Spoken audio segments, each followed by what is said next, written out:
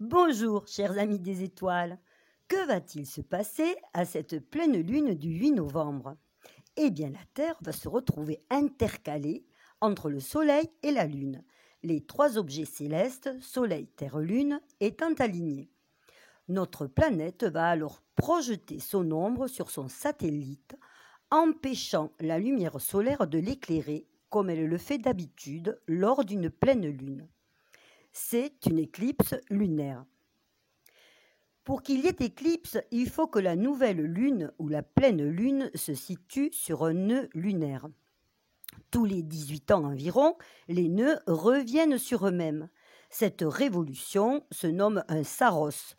Nous sommes ici à la 20e éclipse du 136e saros, ce saros comprenant 72 éclipses.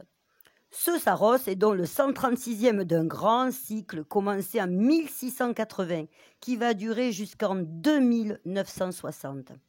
Ce grand cycle s'inscrit en lui-même dans un autre grand cycle. Nous sommes dans une sorte de mouvement perpétuel. Tout cela pour vous dire que nous ne sommes pas prêts de voir la fin de ce mariage du Soleil et de la Lune, de l'âme et de sa matérialisation, puisque c'est de cela qu'il s'agit, du destin de l'humanité. Pour en revenir à notre éclipse du 8 novembre, la Terre va donc prendre une importance inhabituelle, puisqu'elle va absorber l'énergie de la pleine Lune. Cette éclipse, pour quelques jours, va changer la vision du système solaire, la conscience que nous en avons. En effet, le miroir étincelant du disque d'or lunaire, l'Amrita des hindous, disque de la pleine lune normalement attendu, ne sera pas au rendez-vous. Nous allons ressentir un état de manque, un vide, que la Terre va nous aider à combler. La valeur de nous-mêmes, le nœud nord en taureau, car la lune y est conjointe. Cette valeur que nous allions auparavant chercher dans le regard de l'autre, notre miroir, sera absente. D'autant qu'à l'éclipse solaire de fin octobre, notre confiance, notre ego a pu être mise à mal. Et déjà, nous avons commencé un travail d'épuration, de dépouillement. Notre être réclame naturellement le besoin d'être chéri, regardé, compris, reconnu. Mais ici, ça n'est pas de l'autre qu'il faut attendre que nos besoins soient comblés. Le miroir étant représentation du cercle lumineux lunaire, il faudra faire attention de les manipuler avec précaution. Ils sont fragilisés en cette période d'éclipse. Une situation inhabituelle va nous obliger à aller chercher l'amour en nous-mêmes. Nous regarder sans illusion, sans miroir aux alouettes, sans projection, et être dans la gratitude de ce que nous sommes, de ce que nous voyons. Nous allons être dans l'obligation de retourner notre regard en et sur nous-mêmes, de nous confronter à notre propre reconnaissance. Il va falloir descendre dans notre nœud sud, dans la force de notre vécu passé, dans la vigueur de nos racines, dans le renforcement venu de nos épreuves, pour retrouver cette trame qui fait que nous sommes qui nous sommes, notre verticalité. Nous sentir pleins, entiers, debout, responsables avec Uranus carré à Saturne, conjoint au nœud nord et à la Lune. Mars est en Gémeaux et il demande du lien. Mais là encore, c'est le lien rompu avec nous-mêmes dont il est question. Le lien entre notre soleil et notre lune personnelle, le lien entre notre masculin et notre féminin, notre âme et son expression, que nous pouvons avoir la chance avec cette éclipse de guérir, de pardonner. En effet, Mars est conjoint à l'étoile fixe Elnat, qui signifie la blessée, la corne droite blessée du taureau. Le taureau a pour glyphe le cercle solaire de la vie sur Terre, représentatif du pré, de l'herbe où paît notre taureau. Cercle donc surmonté du croissant de lune en forme de coupe, en réceptacle des énergies divines. Les pointes du croissant sont les cornes du taureau. Ici, La corne droite est associée à la connexion de notre inconscient à l'univers, au ciel. Les cornes amènent stimulus, impulsion et motivation venant du feu de création du ciel. La corne est blessée.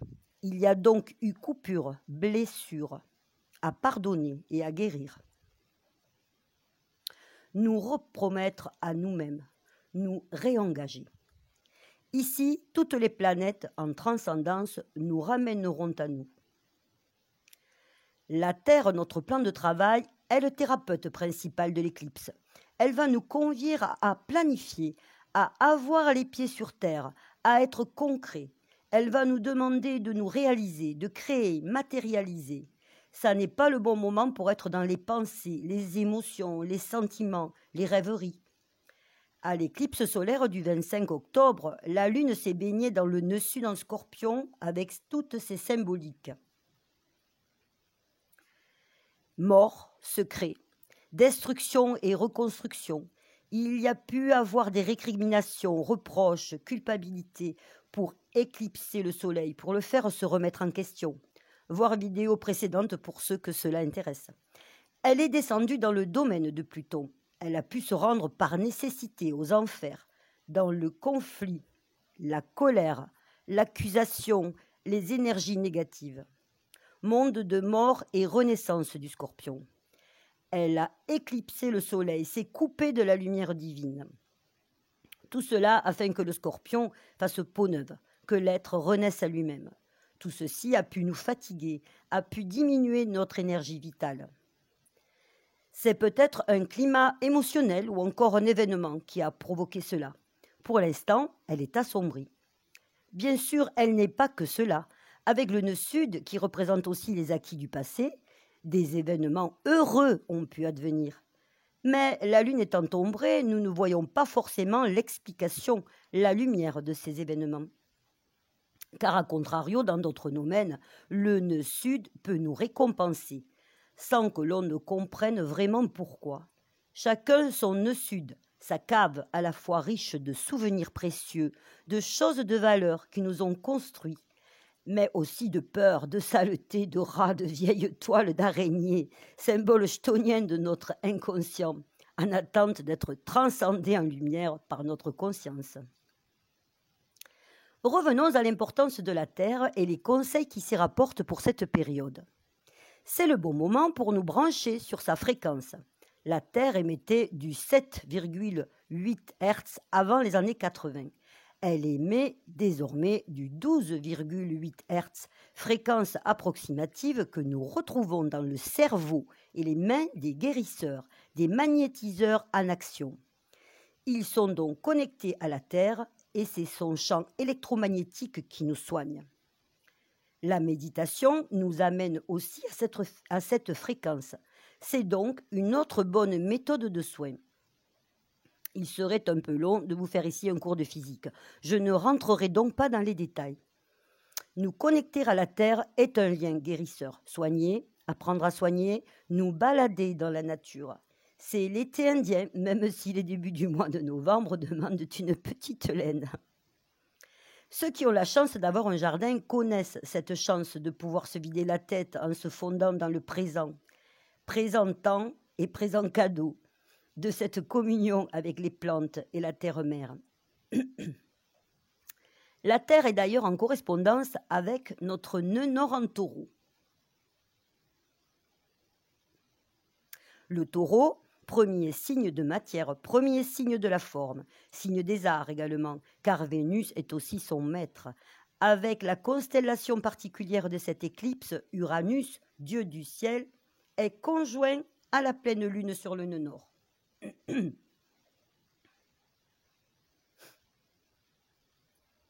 Le monde de la forme se joint à celui du ciel.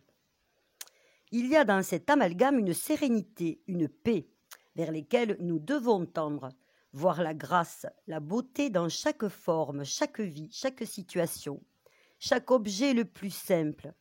Être dans la gratitude est symbole de ce nœud nord, car c'est voir la valeur, notion taureau, de ce qui nous est offert. Bien sûr, nous savons que le nœud nord, en tant que but et manière de vivre à apprendre, n'est pas chose facile, représente la difficulté. Mais pour nous redresser avec Uranus, il faut monter pas à pas les barreaux de l'échelle qui nous mènent à la conscience de notre divinité. Et ce temps d'éclipse est parfait pour les remises en question et l'acquisition de nouvelles habitudes.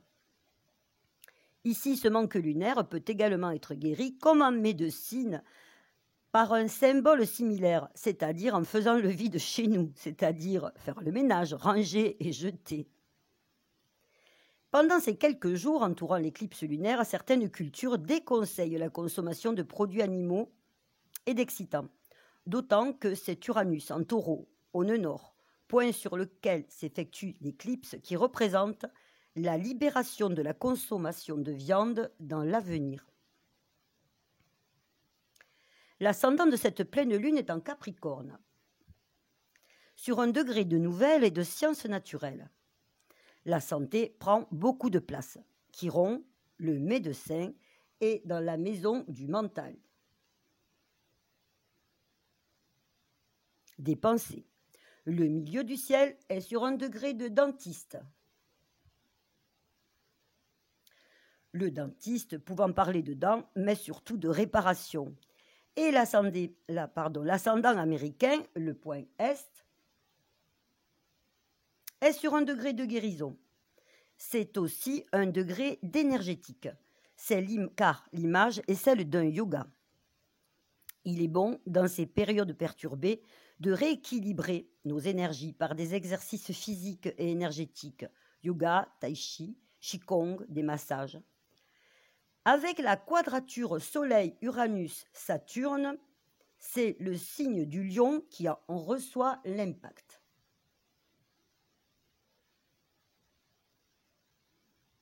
Attention donc aussi à prendre soin du système cardiaque et par exemple à ne pas le fatiguer en ayant des problèmes d'hypertension artérielle avec Uranus. Le degré du nœud nord, le point directeur de ce thème, a des similitudes avec l'éclipse. L'image du degré du nœud nord, à 13 degrés du taureau, est lunaire.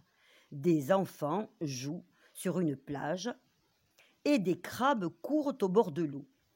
Bien sûr, cette scène symbolique nous parle de retrouver la joie innocente de l'enfance, de retrouver les plaisirs simples de la vie. Mais le crabe ici nous indique le mouvement que prennent les événements. Il avance et recule pour mieux aller de l'avant ensuite. Il marche de côté pour étudier et voir les événements sous une autre facette. Les circonstances de cette éclipse peuvent nous demander d'accepter des situations qui semblent se terminer, mais qui en réalité ne sont que dans un recul temporaire et nécessaire. Il y a sans doute un temps d'observation, d'analyse, de mue même à respecter. Pluton, maintenant direct, est maître de la guérison, de la résilience. Maître du nœud sud, du Soleil, de Mercure et de Vénus en Scorpion, il régit ici notre énergie vitale, notre rayonnement, notre expression terrestre, nos pensées, l'amour, mais aussi la construction de notre monde par la subjectivité, nos acquis passés et nos problèmes non résolus. Pluton est conjoint aux deux Priapes, vrai et moyen du thème. L'un nous parle de relations affectives et l'autre d'informatique, d'internet, de téléphone. Mais tout d'abord, une petite explication astronomique. Lorsque la Lune monte vers son point le plus haut dans son périple autour de la Terre, elle est dite montante, comme son nom l'indique, et le point le plus haut est l'apogée lunaire, qui a la même longitude que la Lune noire. Lorsqu'elle descend, son point le plus bas se nomme périgée lunaire et est assimilé à Priape ou part de conscience. Ici, rien à voir avec une lune croissante et décroissante. Ceux qui jardinent savent que ces jours-là, de périgée et d'apogée lunaire, sont un temps de repos. On peut se demander pourquoi c'est le point le plus bas qui représente la conscience et non l'inverse. Eh bien parce que la lune ici ne peut que remonter, et elle va le faire grâce à une prise de conscience. Il va donc y avoir, avec cette conjonction de Pluton au Priape, à la part de conscience, des rencontres, des transformations sur le plan affectif, ou des problèmes ou renouvellements au niveau de tout ce qui concerne la téléphonie, l'informatique ou encore au sujet de nouvelles passant par ce biais. Au moment où je réalise cette vidéo, nous sommes déjà dans le couloir de l'éclipse et chaque jour des prises de conscience et des transformations ont lieu. Bien que des événements conséquents à l'éclipse puissent parfois advenir bien plus tard, l'effet le plus puissant se situe avant le 8 novembre et devrait être apaisé à partir du 11. Le Soleil est opposé à l'éclipse, qui l'impacte via la pleine lune de plein fouet. Un événement, une nouvelle, peut changer le sens de notre vie. Saturne, à la fois sur la maison 1 et sur la maison 2, en Verseau, est en carré à la Lune et au Soleil.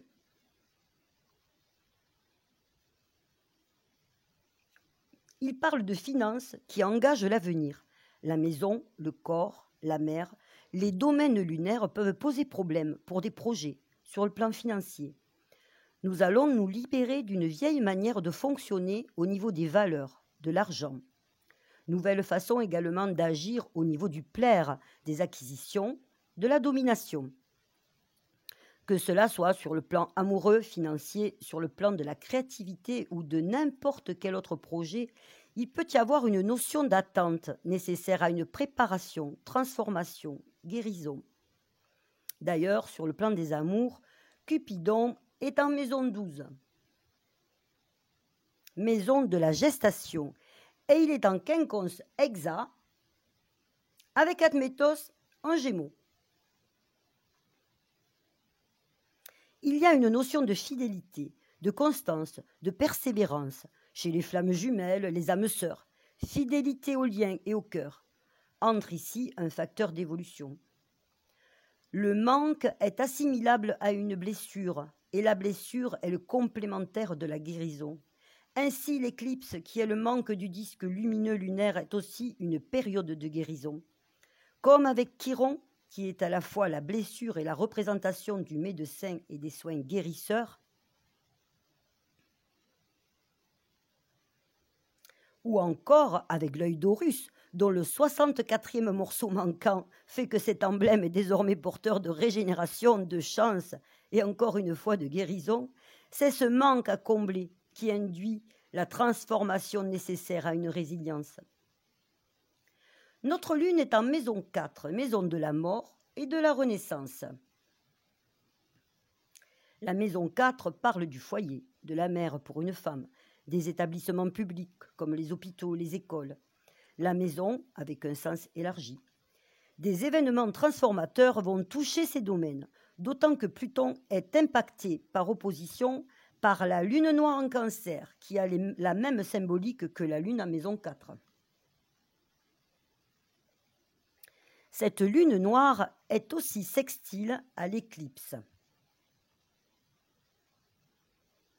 et forme un grand trigone avec la conjonction nœud sud Soleil Mercure Vénus et la fausse conjonction Jupiter Neptune. Mais ici, avec cette éclipse, les besoins ne seront pas d'aller vers le rêve, comme je l'ai déjà dit, mais au contraire. Dans ce grand trigone, les planètes se donnent toute la main et donnent donc la main à l'excès de rêve, d'illusions, aux émotions lunaires qu'il nous faut laisser de côté. Les pieds bien à plat sur la terre, rappelez-vous.